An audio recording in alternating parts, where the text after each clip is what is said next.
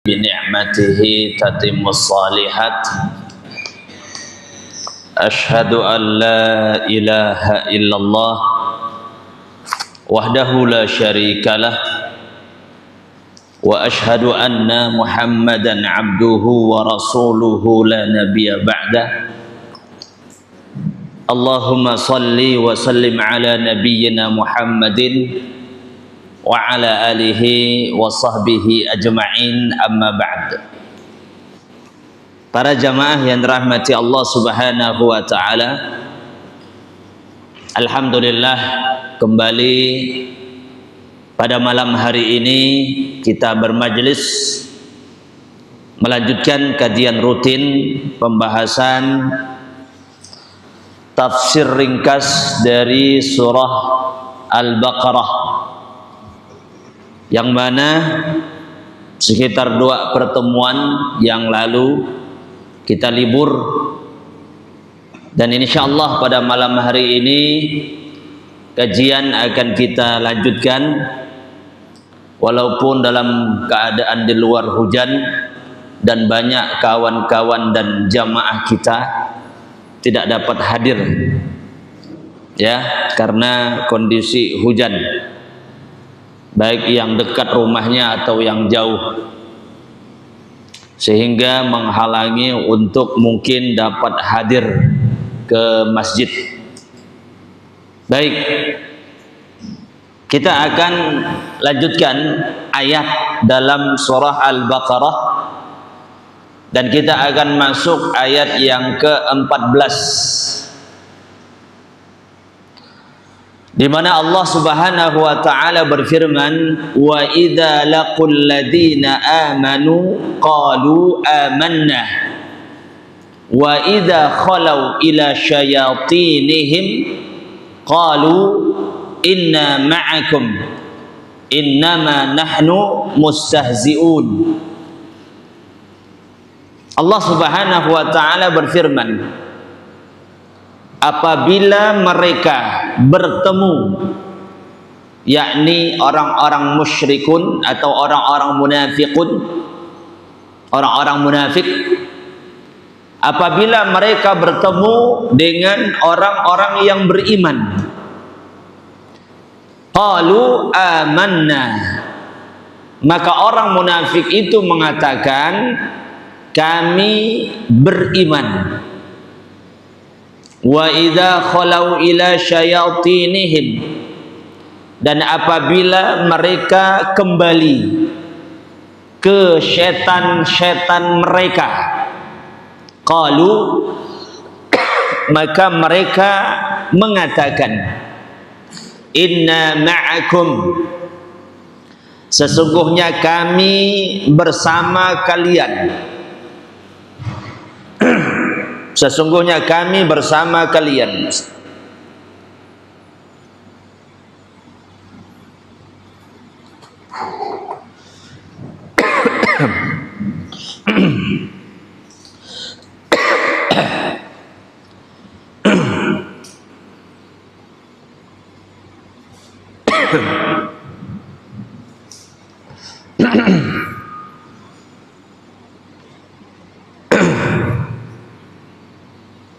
Ini gatal, tenggorokan gatal. Inna ma'akum, sesungguhnya kami bersama kalian. Innama nahnu mustahzi'un, hanyalah kami, kata orang-orang munafik, mustahzi'un adalah berolok-olok. Allah Subhanahu wa taala pada ayat ini, para jamaah, menceritakan bagaimana orang-orang munafiqun. Kata Allah Subhanahu wa taala, apabila mereka orang-orang munafik bertemu dengan orang-orang yang beriman, maka mereka mengatakan kami beriman. Tapi kalau seandainya mereka kembali kepada setan-setan mereka, maka mereka mengatakan sesungguhnya kami bersama kalian karena sesungguhnya kami hanyalah berolok-olok artinya memperolok orang-orang yang beriman atau berpura-pura beriman di hadapan orang yang beriman. Para jamaah yang dirahmati Allah Subhanahu wa taala, kita akan bahas ayat ini berdasarkan beberapa keterangan ulama tafsir, di antaranya Al-Imam Al-Baghawi dan para ulama-ulama yang lain. Pertama, Allah Subhanahu wa taala berfirman, "Wa idza laqul ladina amanu." Ketika mereka orang-orang munafik bertemu dengan orang-orang yang beriman. Ya. Siapa yang dimaksudkan di situ bertemu dengan orang-orang yang beriman? Kata ulama, yakni haula'il munafiqina, yaitu mereka orang-orang munafik. Orang-orang munafik.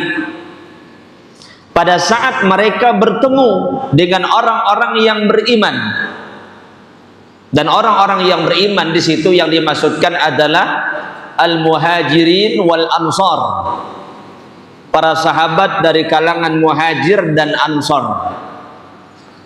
Sahabat muhajir itu adalah para sahabat yang hijrah dari kota Mekah ke kota Madinah.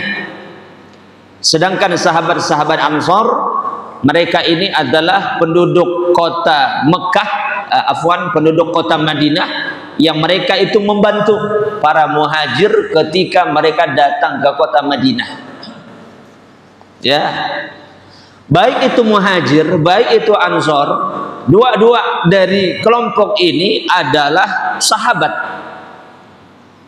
Muhajir dan ansor ini tidak berpecah.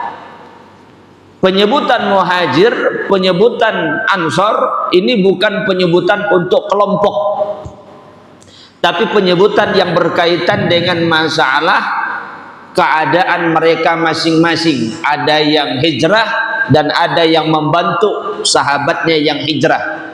Jadi bukan penyebutan untuk kelompok, bukan penyebutan untuk hizbiyah, bukan penyebutan untuk firqah-firqah. Ya, tapi dia penyebutan untuk keadaan mereka di kalangan itu pada saat itu, muhajir dan ansor. Lalu Allah Subhanahu wa taala mengatakan, mereka orang-orang munafik, qalu amanna. Kata orang-orang munafik, kami beriman. Ya, kami beriman. Kata para ulama, kaimanikum, maksud dari ucapan mereka orang-orang munafik adalah bahwasanya kami ini beriman sebagaimana kalian beriman. Kami dengan kalian, wahai muhajir, wahai ansor, sama dalam Islamnya, dalam imannya, dalam ketakwaannya, dalam kesolehannya. Kami itu sama seperti kalian. Jadi iman kami dengan iman kalian tidak jauh beda, ya, atau bahkan tidak ada perbedaan. Ya, maksud orang-orang munafik, kita ini satu. Karena kita sama-sama beriman, maka kita saudara. Ya. Dan itu pengakuan mereka orang-orang munafik. Qalu amanna, kami telah beriman, yakni beriman sebagaimana kalian beriman. Lalu selanjutnya, wa idza khalau, apabila mereka orang-orang munafik khalau itu artinya adalah raja'u, artinya adalah pulang, kembali. Ya, pulang atau kembali. Ya, dengan kata-kata khalau, satu makna yang sering kita sebut dengan kata-kata khalwat, berkhalwat, kembali, ya, bersunyi, atau kembali untuk kepada kaumnya ataupun kepada kelompoknya.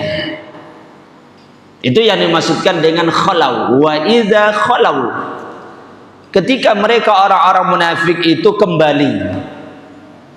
Ya, kembali kemana?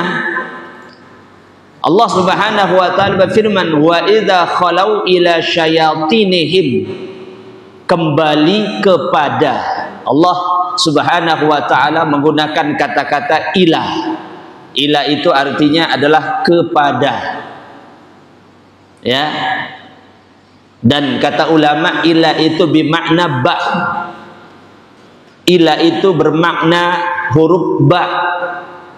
Sehingga lafaz yang ada dalam ayat tersebut adalah wa idza khalau bi syayatinihim, ketika mereka orang-orang munafik kembali kepada setan-setan mereka, ya, kepada setan-setan mereka. Sebagian ulama tafsir mengatakan ila itu bermakna ma'a. Kalau ila itu artinya kepada, ini sedikit ada pembahasan bahasa Arab. Kalau ma'a itu bermakna bersama. Ila dalam ayat ini, kata sebagian ulama tafsir, adalah bermakna ma'a.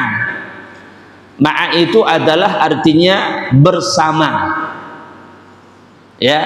Jadi kalau dibaca ayat wa idza khalau ila syayatinihim, artinya adalah ketika mereka orang-orang munafik kembali bersama setan-setan mereka. Ya, jadi orang-orang munafik ini hidup bersama setan-setan mereka, hidup bergaul dengan setan-setan mereka, sudah dekat, sudah begitu akrab dengan setan-setan mereka. Itu yang dimaksudkan dengan ila syayatinihim. Jadi dia bermakna ma'a, bersama atau kebersamaan. Seperti misalnya dalam firman Allah dalam ayat yang lain, dalam surah An-Nisa ayat yang kedua, Allah Subhanahu wa taala pernah mengatakan wala ta'kulu amwalahum ila amwalikum, janganlah kalian memakan harta-harta mereka ila amwalikum. Kalau terjemahan letterleknya, janganlah kalian memakan harta-harta mereka kepada harta-harta kalian. Ya, kepada harta-harta kalian. Jadi kalau ila itu difahami adalah kepada, ya, maka memahaminya agak sulit. Maka kata ulama, ila di situ bermakna ma'ah, sehingga maknanya adalah janganlah engkau memakan harta-harta mereka bersamaan dengan harta-harta kalian. Ya, jadi maksudnya adalah ma'a amwalikum, bersama harta-harta kalian. Kemudian kepada siapa orang-orang munafik itu kembali? Orang-orang munafik itu kembali, kata Allah, ila syayatinihim, kepada setan-setan mereka, kepada setan-setan. Ya, apa yang dimaksudkan dengan setan-setan di situ? Yang dimaksudkan adalah ru'asa'uhum wa kahanatuhum, yaitu pemimpin-pemimpin mereka, pembesar-pembesar mereka, ketua-ketua mereka. Ketika orang-orang munafik bertemu dengan orang-orang yang beriman, mereka mengaku beriman. Ya, tapi ketika mereka kembali kepada setan-setan mereka, setan-setan mereka itu penyebutan untuk pemimpin-pemimpin mereka, pembesar-pembesarnya. Sehingga kata ulama, kenapa mereka disebut setan oleh Allah Subhanahu wa taala? Ya, pertama ini untuk menunjukkan penyebutan yang sangat jelek kepada pemimpin-pemimpin munafik. Jadi saking jeleknya perbuatan mereka, mereka disebut setan. Ya. Sehingga perbuatan-perbuatan yang sangat jelek, tingkah laku yang sangat buruk, maka sering dinisbatkan kepada setan. Ya, ada orang kadang-kadang melihat seseorang kelakuannya luar biasa, melampaui batas, lalu orang itu mengatakan kau macam setan. Ya, atau bahkan dia mengatakan setan kali kau ini. Ya, bahasa orang kampung hantu. Ya, kau macam hantu, kau macam setan. Jadi bahasa-bahasa itu kenapa digunakan? Karena untuk menunjukkan perbuatan dia ini, kelakuan dia sudah melampaui batas. Ya, sehingga dia dikatakan setan. Tidak lagi dikatakan manusia. Ya. Bahkan saya menemukan ada seseorang di sebuah kampung, karena mungkin orang kampung sudah sangat ma'ruf melihat kelakuan dia, perbuatan dia yang melampaui batas, sehingga orang tidak lagi menyebut dia dengan nama orang tersebut, tapi disebut dengan nama tadi setan, atau minimal disebut dengan panggilan jin. Ya, sehingga dia ma'ruf di kampung itu dengan panggilan jin. Jadi kalau orang manggil dia, ya jin. Ya, dan dia pun lama-lama akrab dengan nama itu, sehingga orang tidak lagi mengenal nama aslinya, tapi dia dikenal dengan nama jin. Jadi dia diberikan lakop itu karena kelakuan dan perbuatan dia. Maka Allah Subhanahu wa taala menyebut pemimpin-pemimpin orang-orang munafik, orang-orang musyrikin itu adalah dengan setan-setan. Ya. Atau yang kedua, sebab yang kedua kenapa mereka disebut setan? Karena mereka kebanyakan pemimpin-pemimpin orang-orang kafir, pemimpin-pemimpin orang-orang munafik itu memang bermuamalah dengan setan betul. Ya, bermuamalah dengan setan, berkawan dengan setan, yakni setan dari kalangan jin. Ya, bagaimana bentuk muamalah mereka dengan setan-setan dari kalangan jin? Karena kebanyakan mereka ini dukun, kebanyakan mereka ini tukang-tukang sihir, kepala-kepala mereka, pemimpin-pemimpin mereka orang-orang munafik, orang-orang musyrikun itu biasa bermuamalah dengan setan dengan praktek-praktek sihir. Ya, karena mereka begitu akrab dengan setan, bermuamalah dan bekerja sama dengan setan. Untuk apa? Untuk menyebarkan kesesatan di tengah-tengah manusia. Sahabat Ibnu Abbas radhiyallahu taala anhuma, beliau mengatakan ya, bahwasanya setan-setan mereka orang-orang munafik itu ada 5 yang terkenal. Ya, setan orang-orang munafik yang itu menjadi pemimpin-pemimpin mereka. Siapa mereka itu? Kata beliau, mereka itu dari kalangan Yahudi. Pemimpin-pemimpin mereka itu dari kalangan Yahudi. Pertama adalah yang bernama Ka'ab bin Ashraf. Ka'ab bin Ashraf yang dia ini berasal dari kota Madinah. Ya, ini adalah pembesarnya orang-orang munafik, pembesarnya orang-orang musyrikun dan sangat memusuhi dakwah Rasul. Ka'ab bin Ashraf. Yang kedua adalah Abu Burdah. Orang yang bernama Abu Burdah. Ya, dan dia ini kata beliau berasal dari Bani Aslam. Ya, dan dia juga sangat memusuhi dakwah Rasul dan menjadi tokoh besar orang-orang munafik. Ya. Yang ketiga adalah Abdud Dar. Yang dia ini berasal dari Juhainah. Abdud Dar. Ya, dan dia juga merupakan orang yang sangat membenci dakwah Rasul, berupaya semaksimal mungkin menghalangi manusia untuk mendekati dakwah Rasul. Kemudian yang selanjutnya adalah Auf bin Amir dari Bani Asad.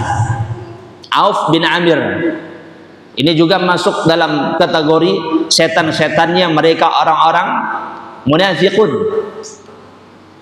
Kemudian yang kelima, Abdullah bin Sauda, dan dia ini berasal dari Syam. Ya, kelima tokoh inilah yang merupakan pembesar-pembesar dari orang-orang munafikun menurut sahabat Abdullah bin Abbas radhiyallahu taala anhuma. Ya, dan mereka itu sering bermuamalah dengan sihir, dengan dukun. Kadang-kadang Nabi Shallallahu Alaihi Wasallam didukuni, disihir, dan memang terbukti Nabi Shallallahu Alaihi Wasallam pernah tersihir. Dan yang mensihir beliau adalah orang dari kalangan Yahudi. Jadi orang-orang Yahudi biasa mempraktikkan sihir itu. Ya, nah, itulah pembesar-pembesar mereka.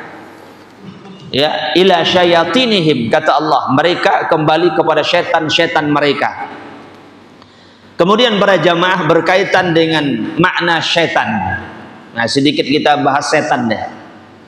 Ya, supaya kita tahu setan itu apa. Ya, tidak hanya sekedar kita dengarkan setan, tapi sedikit banyak kita tahu tentang setan. Jadi perkenalan kepada setan. Kenapa makhluk itu disebut dengan syaitan? Sebagaimana yang kita bahas kemarin, kita manusia disebut dalam Al-Quran dengan bahasa An-Nas. Ya, itu punya latar belakang. Kenapa manusia disebut dengan An-Nas atau insan? Punya latar belakang, sebagaimana yang kita terangkan kemarin. Begitu juga jin. Kenapa makhluk itu disebut dengan jin? Punya latar belakang juga dari segi bahasa. Maka sama dengan setan. Tapi sebelumnya para jamaah, setan itu adalah nama sifat, bukan nama makhluk. Dia adalah nama sifat. Jadi kalau ditanya apa perbedaan iblis, jin, setan? Kalau iblis, dia adalah nama makhluk. Ada makhluknya, ada wujudnya. Kalau jin sama, dia adalah makhluk, ada wujudnya. Tapi kalau setan, setan itu adalah nama sifat. Sama seperti penyebutan pencuri, perampok, pembohong. Itu kan bukan makhluk, wujudnya bukan, tapi itu nama sifat. Ya, orang pencuri, orang merampok, pelakunya manusia, sifatnya pembohong. Jadi pembohong itu nama sifat. Maka sama seperti penyebutan setan. Ya, maka setan ini bisa dibawa kemana-mana. Bisa dibawa kepada manusia yang jahat, bisa juga dibawa kepada jin yang jahat. Dua-duanya bisa disebut dengan setan. Sehingga Allah Subhanahu wa taala berfirman, minal jinnati wan nas, setan dari kalangan jin dan juga setan dari kalangan manusia. Kemudian kenapa dia disebut dengan syaitan? Para ulama menjelaskan syaitan itu paling tidak berasal dari dua kata. Pertama adalah syatona, yang kedua adalah syato. Ya, syatona atau syato, itu asal katanya. Pertama, dia berasal dari kata syatona, huruf shin, huruf to, huruf nun, syatona. Ya, syatona dalam bahasa Arab paling tidak memiliki dua makna. Makna yang pertama, syatona itu bisa bermakna sebuah pembangkangan atau perbuatan untuk menunjukkan perselisihan, menyelisihi, pembangkangan atau menyelisihi sebuah ketentuan. Ya, karena itu disebut syaitan karena memang dia memiliki sifat itu. Sifat apa? Sifat menyelisihi, sifat juga membangkang. Makanya terkadang setiap sifat pembangkangan, terkadang sifat menyelisihi dari sebuah kebenaran itu biasa disandarkan dengan nama syaitan. Ya, apapun bentuk pembangkangannya dalam sebuah kebenaran, lalu dia selisihi dari kebenaran tersebut, atau dia membangkang, bahasa kita melawan, menolak sesuatu yang telah disampaikan dari al-haq dan kebenaran, maka itu disebut juga dan bisa disebut dengan syaitan. Ya, itu makna yang pertama. Yang kedua, syatana itu juga bisa bermakna jauh, sesuatu yang jauh. Syatana bisa bermakna sesuatu yang jauh. Ya, makhluk tersebut disebut dengan syaitan atau disifatkan dengan syaitan karena memang karakter syaitan seperti itu. Apa karakter syaitan? Dia adalah karakter yang menjauhkan seseorang dari kebaikan dan mendekatkan seseorang kepada kejahatan, sehingga dia disebut dengan syaitan. Kenapa? Karena dia suka menjauhkan orang dari kebaikan, dan bagaimana dia mendekatkan manusia kepada kejahatan, sehingga kejahatan, kemaksiatan itu dibantu oleh syaitan atas izin Allah Subhanahu wa taala. Makanya Allah Subhanahu wa taala pernah berfirman, ya, dalam surah Maryam, ya, ayat ke-83. Allah Subhanahu wa taala menegaskan, alam tara anna arsalna asyayatin alal kafirina ta'uzzuhum azza.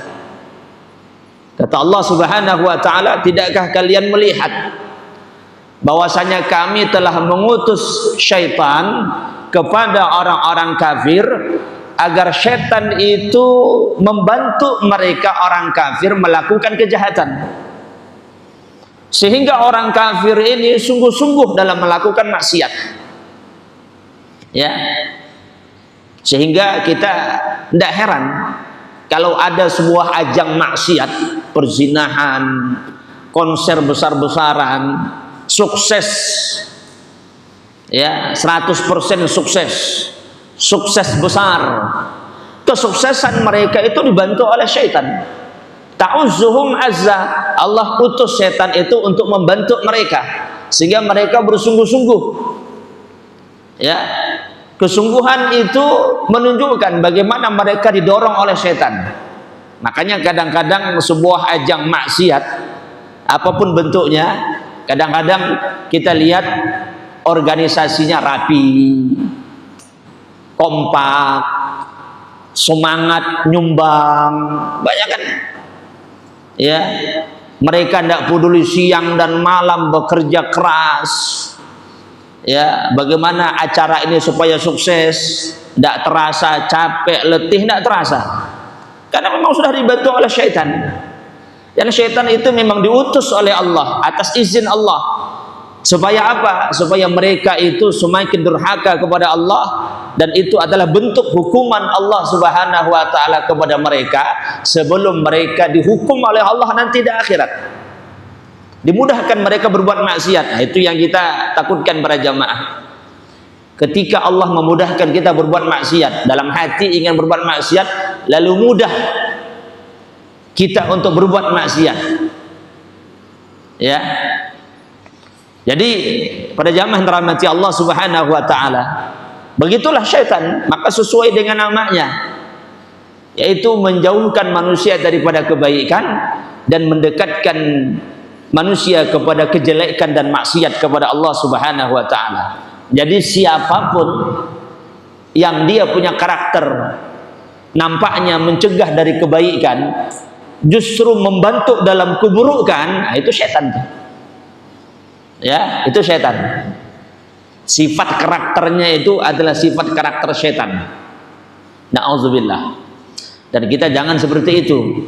Justru kita berusaha bagaimana manusia mudah melakukan kebaikan dan menghalangi dan memperingatkan mereka daripada kejelekan dan keburukan.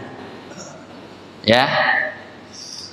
Kemudian makna yang kedua, syaitan itu berasal dari kata syato. Syato. Syato itu dalam bahasa Arab maknanya adalah ihtaraqa. Artinya adalah membakar. Syato artinya adalah membakar. Artinya apa? Artinya memang makhluk tersebut disifatkan dengan syaitan karena memang dia punya karakter membakar. Apa yang dia bakar? Membakar hawa nafsu, membakar syahwat, ya, mendorong jiwa kita untuk melakukan kemaksiatan lalu terus terbakar, atau juga membakar emosi, membakar amarah. Itu kan dari syaitan. Ya, amarah, emosi yang tidak terkendali itu kan apa? Berasal daripada syaitan. Maka kita diperintahkan oleh Rasulullah SAW untuk berwudu dan menenangkan diri, bahkan istighfar, minta perlindungan kepada Allah Subhanahu wa taala karena syaitan yang menghidupkannya. Ya, dia membakar.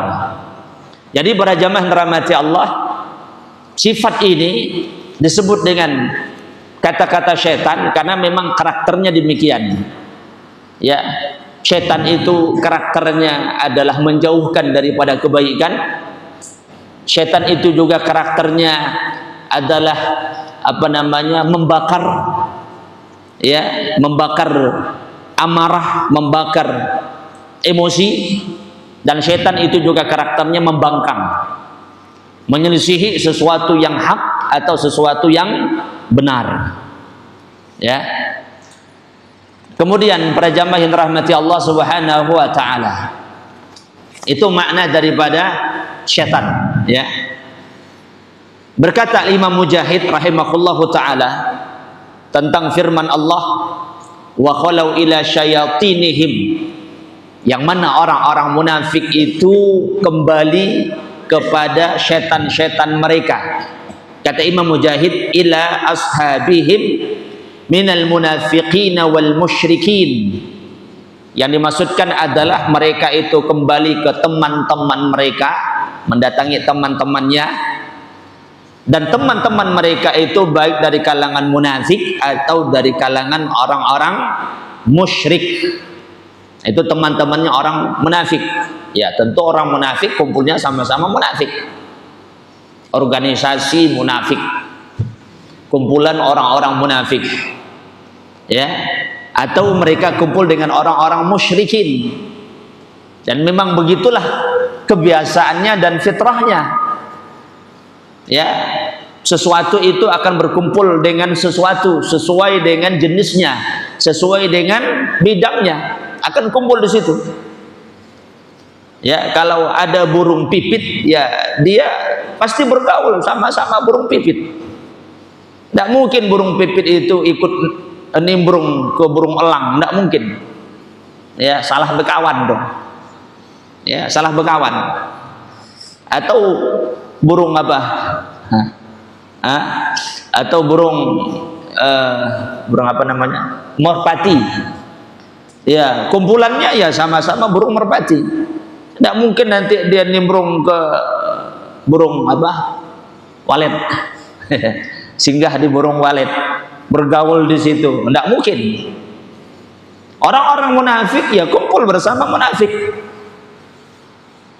Orang-orang yang beriman, jujur keimannya akan berkumpul bersama mereka. Ya, dan begitulah keadaannya para jamaah. Maka untuk mengukur diri kita, ya sebenarnya para jamaah itu mudah. Kita ini masuk golongan mana sebenarnya? Untuk mengukur diri kita, apakah kita ini termasuk ahli tauhid? Apakah kita termasuk ahli ta'ah, ahlu maksiyah, ahlul bid'ah? Ini tinggal dilihat kita ini cenderungnya kemana dalam pergaulan. Ya, kalau sukanya bergaul dengan ahlul bid'ah, ya bisa-bisa lama-lama bisa jatuh dalam perbuatan bid'ah, sehingga dia akan masuk ke situ. Jadi hatinya cocok dengan kebid'ahan. Nah, itu ahlul bid'ah, pelaku-pelaku bid'ah.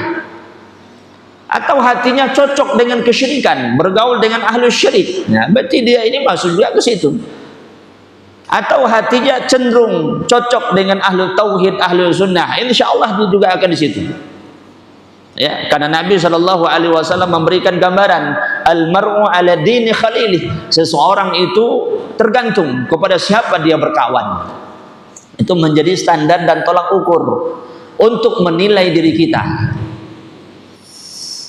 Nah, kemudian Allah Subhanahu wa taala melanjutkan, apa perkataan orang munafik ketika mereka kembali ke setan-setan mereka? Udah tahu kan? Ya, siapa yang dimaksudkan dengan setan-setan mereka di situ? Ya, pemimpin-pemimpin mereka orang-orang munafik, dari kalangan munafik juga atau orang-orang musyrikin. Apa yang mereka katakan kepada pemimpin-pemimpin mereka? Qalu inna ma'akum. Sesungguhnya kami bersama kalian. Kami ini tidak berpihak kepada mereka orang-orang beriman tadi. Jadi mengatakan amanah kepada orang-orang beriman itu hanya kepalsuan. Ya, supaya kami ini bisa selamat. Supaya kami ini tetap dianggap seperti membela mereka orang-orang beriman. Ya, tapi hakikatnya qalu inna ma'akum. Sesungguhnya kami itu bersama kalian. Kata ulama tafsir, ai ala dinikum, maksudnya adalah kami tetap berada di atas agama kalian. Jadi kalau dia kumpul bersama orang-orang munafik, ya agamanya ya agama kemunafikan, karakter kemunafikan. Kalau dia kumpul pemimpinnya bersama orang-orang musyrik, ya agama mereka ya agama musyrik. Kalau kumpulnya nanti bersama Yahudi, Nasrani, Majusi, ya agamanya ya sama seperti mereka. Karena mereka mengatakan inna ma'akum, sesungguhnya kami bersama mereka, ai ala dinikum. Ya. Lalu mereka mengatakan di akhir ayat tersebut, ayat yang ke-14, innama nahnu mustahzi'un. Sesungguhnya kami hanyalah, ketika datang tadi kepada orang-orang beriman dan mengatakan beriman, ya, sesungguhnya kami, kata orang-orang munafik terhadap ucapan itu kepada orang-orang yang beriman, mustahzi'un, berolok-olok, main-main. Kami tidak serius, kami tidak sungguh-sungguh. Itu hanya sekedar ucapan untuk menipu mereka.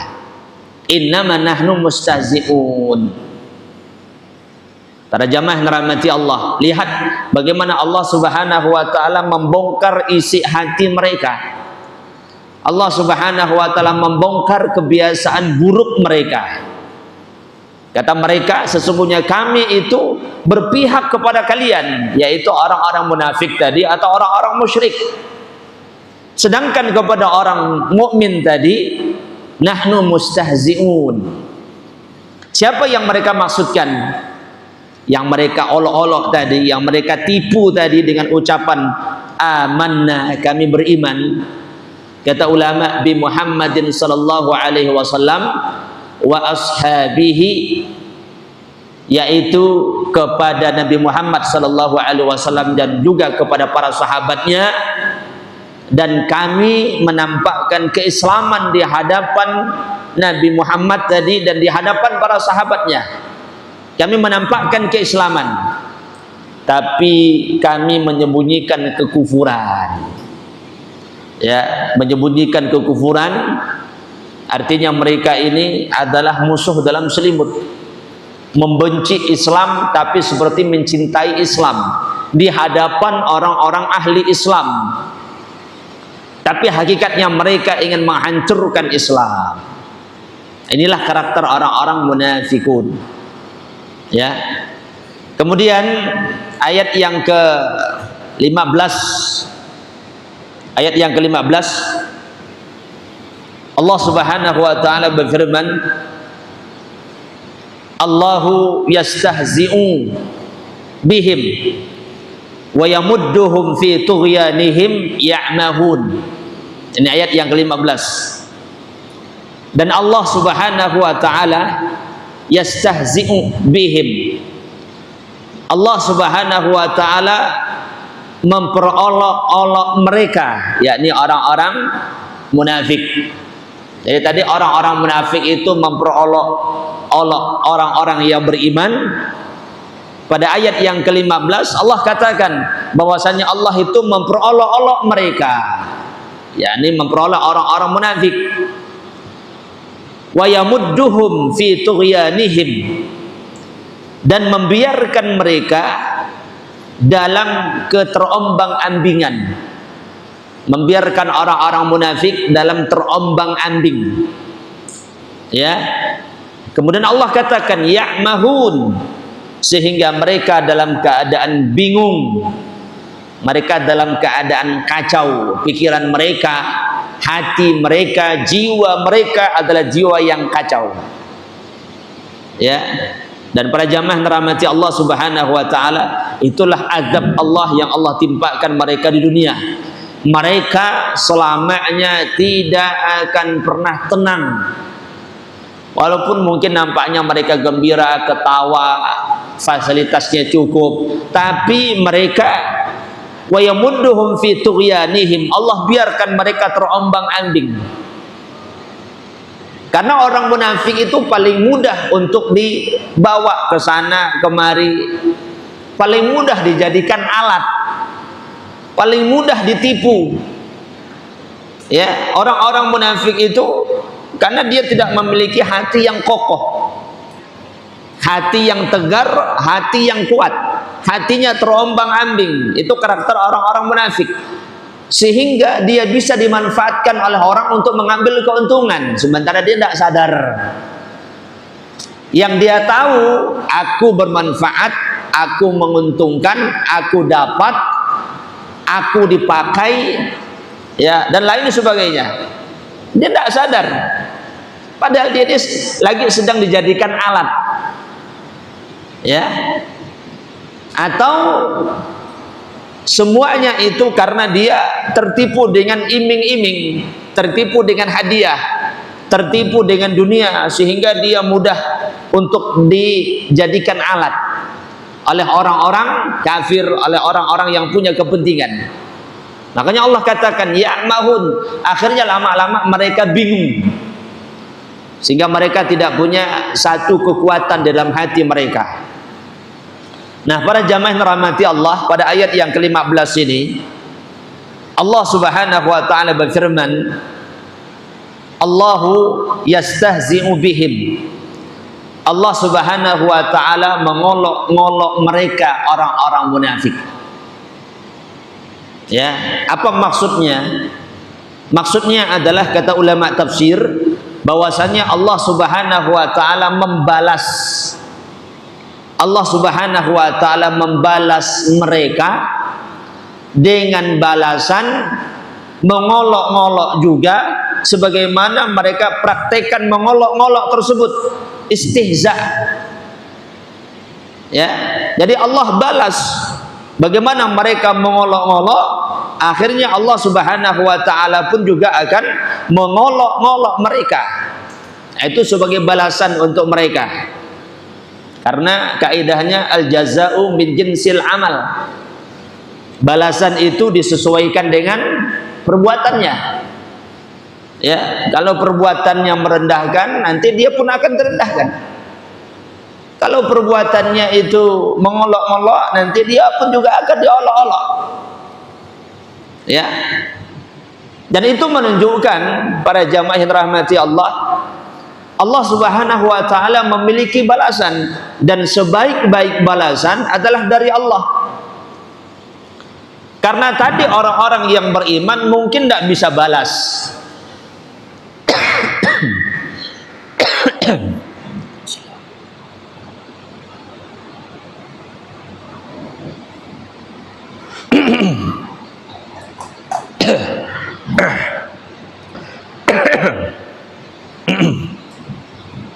Ya, tadi orang-orang yang beriman, orang-orang yang beriman itu mungkin tidak bisa membalas perbuatan orang-orang munafik, tapi Allah Subhanahu wa taala yang nanti akan membalasnya. Ya, karena memang begitulah secara umum. Kadang-kadang ada seseorang dizolimi, dia tidak bisa balas, dan dia tidak bisa menimpakan sesuatu kepada orang yang berbuat zalim karena dia mungkin lemah, dia tidak mempunyai kekuatan. Tapi orang yang berbuat zalim jangan merasa aman. Dia tidak punya kekuatan, pengikutnya si An, dia tidak punya pangkat dan jabatan, dia tidak bisa ngomong apa-apa, gampang kita bantai aja dia. Ya, dia tidak bisa ngomong apa-apa. Betul, mungkin dia tidak bisa berbuat apa-apa karena dia lemah. Tapi Allah Subhanahu wa taala Maha kuat, dan dia punya Allah yang Maha kuat. Dan balasan Allah Subhanahu wa taala itu dahsyat. Dan sebaik-baik balasan itu adalah datang dari Allah Subhanahu wa taala. Karena itu para jamaah, kita tidak boleh merasa aman. Ya, mungkin ada orang yang ditindas dan dia tidak berbuat apa-apa dari kezaliman tersebut, tapi kita pasti tidak akan pernah selamat. Nauzubillah. Ya, pasti dia tidak akan pernah selamat daripada balasan Allah Subhanahu wa taala, dan balasan Allah lebih dahsyat lagi. Ya. Maka bagi orang-orang yang beriman, maka wajib baginya untuk menyerahkan urusan itu kepada Allah. Maka Allah Subhanahu wa taala yang akan nanti membalasnya. Dia punya pembela, karena Allah Subhanahu wa taala zat yang maha adil. Jangankan manusia, binatang pun akan diadili oleh Allah. Artinya akan dikisos sesuai dengan apa yang telah dia lakukan. Sampai-sampai Nabi SAW menyebutkan kambing yang bertanduk akan dikisos di hadapan Allah nanti pada yaumul qiyamah, karena dia telah menanduk kambing yang tidak bertanduk.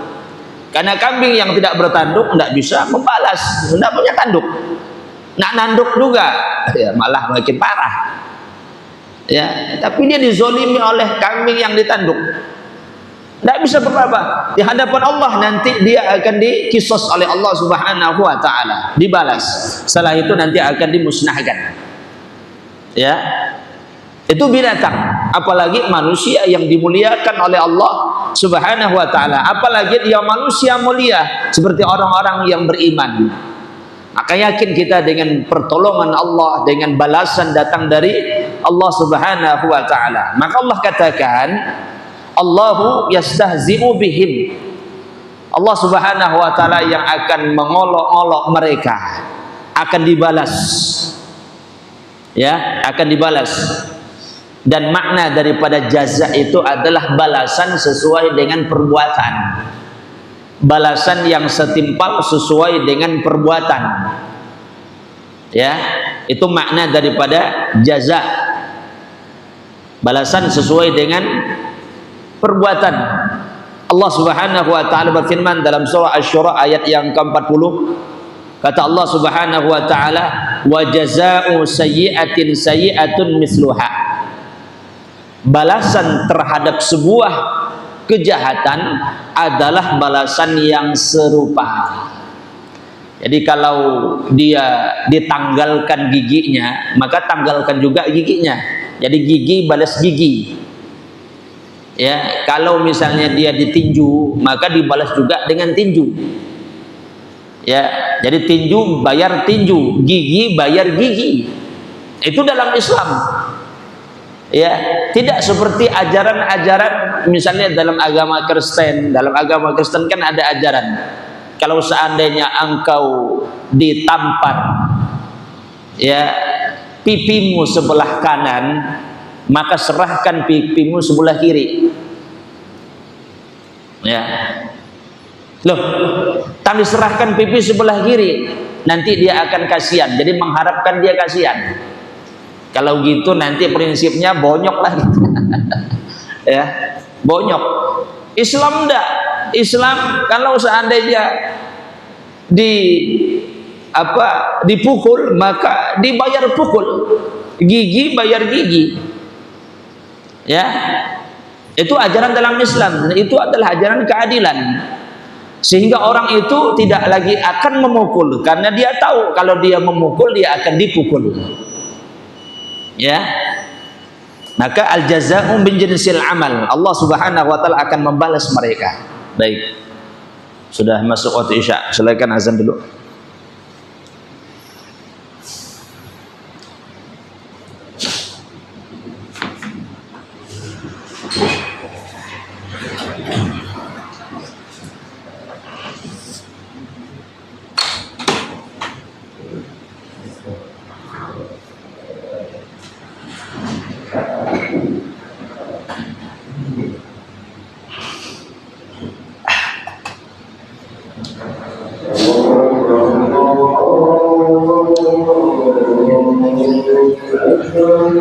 Allah Akbar.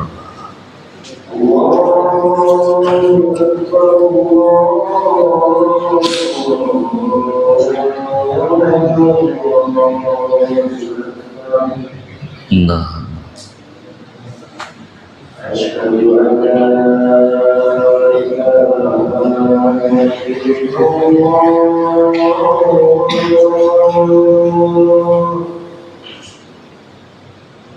Syadallah.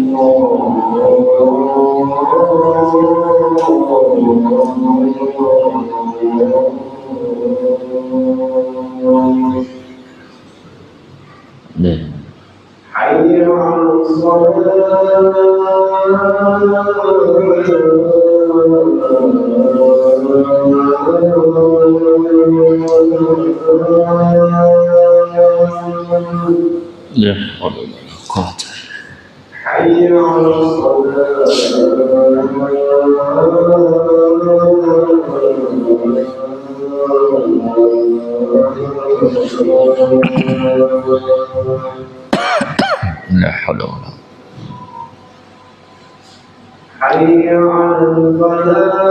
حي على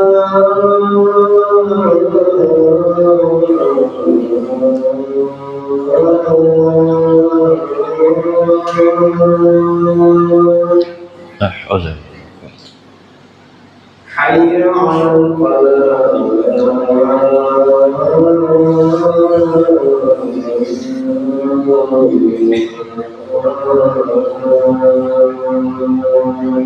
لا حول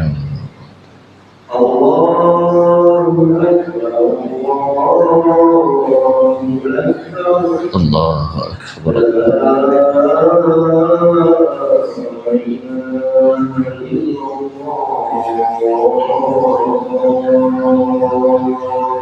لا إله إلا الله اللهم رب هذا دعوة التامة الصلاة أتي محمد والصلاة والفضل وبعثه مقاما. Para jamaah yang dirahmati Allah, kita lanjutkan. Berkata sahabat yang mulia Ibnu Abbas radhiyallahu taala anhuma, beliau mengatakan bahwasanya bentuk tipuan Allah kepada orang-orang munafik adalah yang paling terang, yang paling jelas dan paling sangat-sangat orang munafik tertipu adalah nanti pada yaumul qiyamah. Bagaimana bentuknya? Di hadapan orang munafik nanti pada yaumul qiyamah akan dibukakan pintu surga. Jadi orang-orang munafik di situ kan kelihatan siapa saja orang-orang munafik. Ya, dibukakan untuk mereka pintu surga. Lalu begitu mereka melihat surga sudah terbuka, maka mereka pun cepat-cepat ingin menuju surga.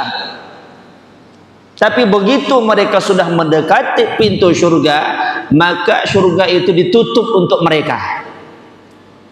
Ya, ditutup untuk mereka. Bahkan tidak hanya ditutup untuk mereka, mereka dicampakkan dalam neraka. Nauzubillah. Itu bentuk tipuan. Ya, dan itu sebuah penghinaan. Jadi mereka dengan sebab itu merasa sangat terhina, karena mereka seperti mun bahasa kita kena bulai lah, ya. Mun ada kawan kita, yo duitnya ambillah. Kita pun tergiur, yo duit ambillah. Ya, tergiurlah kita kadang-kadang. Sekali dekat panggungnya kepala kita kan, di pangkongnya kepala kita. Apa itu namanya? Penghinaan. Ya, kalau seandainya kita kena bulai dari ngambil duit, itu udah menghina namanya. Itu tidak hanya sekedar kena bulai dari ngambil duit, tidak panggung lagi. Ya, makin terhina dia. Ya, nah, ini perkataan sahabat Ibnu Abbas radhiyallahu taala anhuma. Begitulah Allah Subhanahu wa taala ingin menghinakan mereka. Sebagian ulama mengatakan bahwasanya Allah Subhanahu wa taala akan menipu mereka nanti pada yaumul qiyamah, artinya mengolok-olok tadi. Ini kan perbuatan ngolok-ngolok. Allah Subhanahu wa taala akan mengolok-olok mereka nanti pada yaumul qiyamah. Di antaranya adalah ketika menyeberang sirat. Itu akan diolok oleh Allah Subhanahu wa taala orang-orang munafik ketika menyeberang sirat. Bagaimana bentuknya? Ketika menyeberang sirat, orang-orang yang beriman ketika nyebrang itu berjalan di atas sirat itu memiliki cahaya. Karena sirat itu disifati oleh Nabi, dikisahkan adalah sebuah tempat yang gelap gulita, tapi harus nyebrang di situ. Dan tidak ada yang diperlukan oleh seorang hamba waktu itu kecuali cahaya. Cahaya untuk nyebrang. Ya, cahaya untuk nyebrang. Orang-orang munafik itu tidak memiliki cahaya. Cahayanya hilang, lenyap. Yang punya cahaya waktu itu hanyalah orang-orang yang beriman. Maka orang-orang beriman menyeberang sirat memiliki cahaya. Ketika orang-orang beriman didekati oleh orang-orang munafik, karena orang-orang munafik lihat dari jauh ada cahaya, dia pengen numpang ke cahaya tersebut untuk lewat di sirat, ingin numpang, dan mereka pun bersemangat untuk menuju cahaya itu. Ya, tapi begitu mereka sudah mendekati cahaya, maka tiba-tiba mereka dikasih dinding, dikasih pembatas antara orang munafik dengan orang yang beriman, sehingga mereka tidak memiliki cahaya. Ya, tidak, ya, sehingga mereka itu tidak memiliki cahaya. Jadi Allah Subhanahu wa taala kasih mereka hijab. Jadi mereka diolok, seolah-olah mereka akan dapatkan, tapi ternyata mereka diumpankan dengan itu, tapi untuk menghina dan untuk mengolok-olok mereka. Makanya Allah sebutkan dalam Al-Quran, dalam surah Saba ayat 54. Kata Allah Subhanahu wa taala, "Wa hila bainahum wa baina ma yashtahun."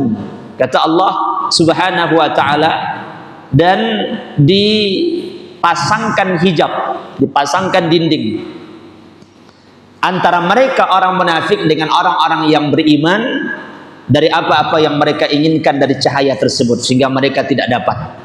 Begitu juga dalam surah Al-Hadid ayat yang ke-13, Allah berfirman, "Faduriba bainahum bisurin lahu babun."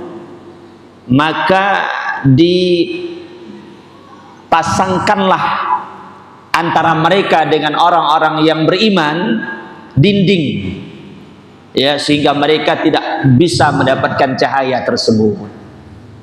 Ya, sehingga mereka terhina, sehingga mereka jatuh ke dalam neraka dan dicampakkan oleh Allah Subhanahu wa taala.